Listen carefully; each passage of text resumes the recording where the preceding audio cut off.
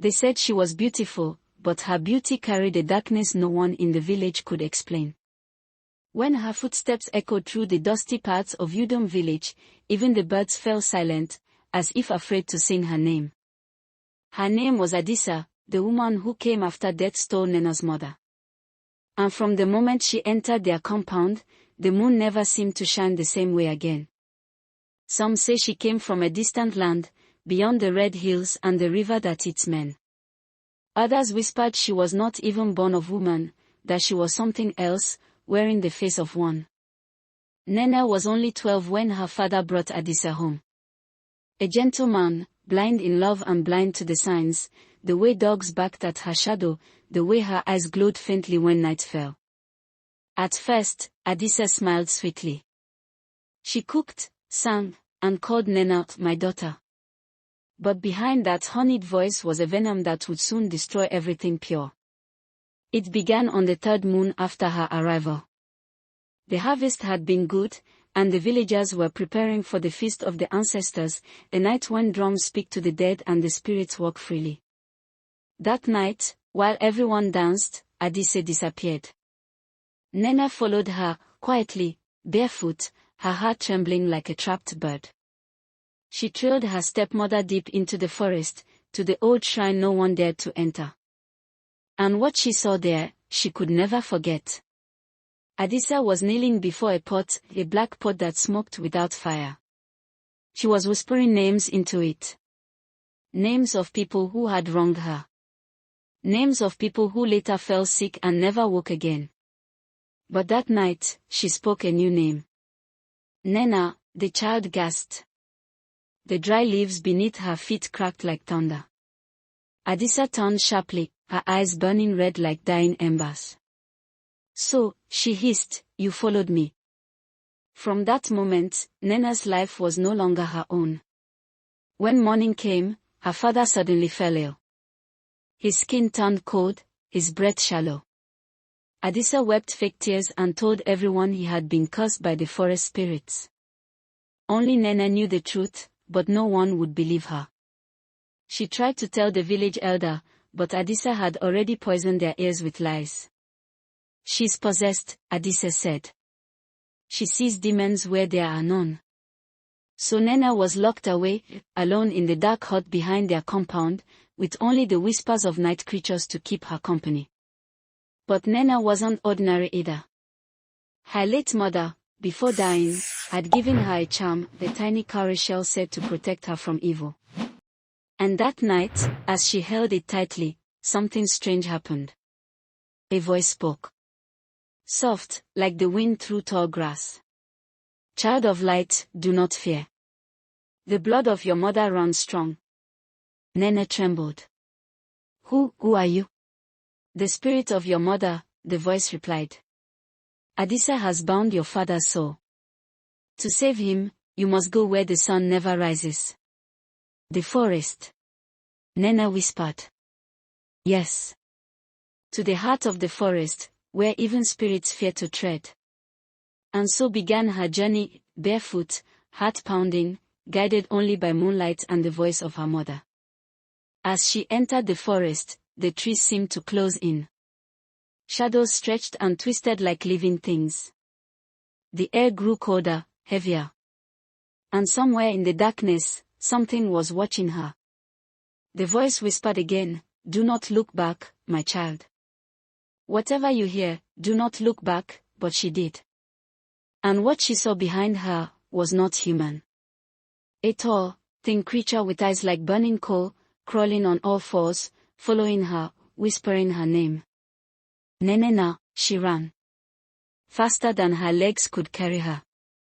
The charm in her hand burned hot, glowing faintly, fighting back the shadows that clawed at her ankles. At last, she stumbled into a clearing. There, in the center, stood an ancient tree, black and hollow, older than time. The voice of her mother grew louder. That is where she hides her soul. Nnenna fell to her knees. How do I destroy it? Before the spirit could answer, a familiar voice echoed behind her. My little Nnenna. You do love wandering into places you don't belong. It was Adisa. Her eyes gleamed in the darkness. Her skin shimmered like oil, as though she were shedding her human form. The stepmother's voice deepened, unnatural. Your mother was weak. She could not stop me. But you, she smiled, a smile too wide, too sharp. You will make me stronger. Lightning flashed across the sky though there were no clouds. The air trembled. The black tree groaned as if alive. Nnenna clutched the charm. You won't win, she whispered. Adisa laughed. Won't I? The village already worships me. Your father will die before dawn. And you, she raised her hands, dark mist swirling, you will join your mother in the earth. But before she could finish, the cowrie in Nnenna's hand cracked open, releasing a blinding light that cut through the darkness. The tree screamed. The forest wailed. And Adisa staggered back, hissing in pain. Mother! Nnenna cried. Help me. And from the roots of the ancient tree, a figure rose, faint and glowing, the spirit of her mother, her eyes fierce and sorrowful. My child, she said softly, and what I could not. The spirit's words echoed through the forest like thunder swallowed by silence. And what I could not, Nnenna stood trembling, her small hands clutching the broken cowrie. Light flickered between her fingers, fighting against the black mist swirling around Adisa. The stepmother's laughter grew low and heavy, like drums before war.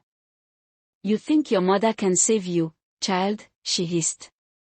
She couldn't even save herself. I burned her heart and buried it beneath this tree. Nnenna froze. You killed her. Adisa smiled, the kind of smile that curdles blood. She begged for mercy. But mercy does not exist for the weak. The spirit of Nnenna's mother rose higher, her glow brighter now, like the moon breaking through storm clouds. You lie, Adisa, she said, her voice shaking the leaves. You stole my life but not my spirit. And tonight, my child will finish what you began. Adisa's form shifted, her skin cracked, revealing scales dark as night. Her fingers stretched into claws. The forest bent away from her, trees groaning as if afraid. Nnenna's heart pounded, but the voice of her mother whispered through her chest. Courage, my daughter. The charm's light is your blood. Your spirit is stronger than her darkness. Adisa lunged. The ground split beneath her. Nnenna rode aside, clutching the charm close, whispering the words her mother once taught her. Light before darkness, truth before lies, spirit before shadow. The forest trembled. The roots of the black tree began to twist and coil like snakes. Adisa screamed, her body flickering between woman and beast. But then, silence. A whisper came from the ground. The roots pulled Nnenna's ankles, dragging her closer to the hollow tree.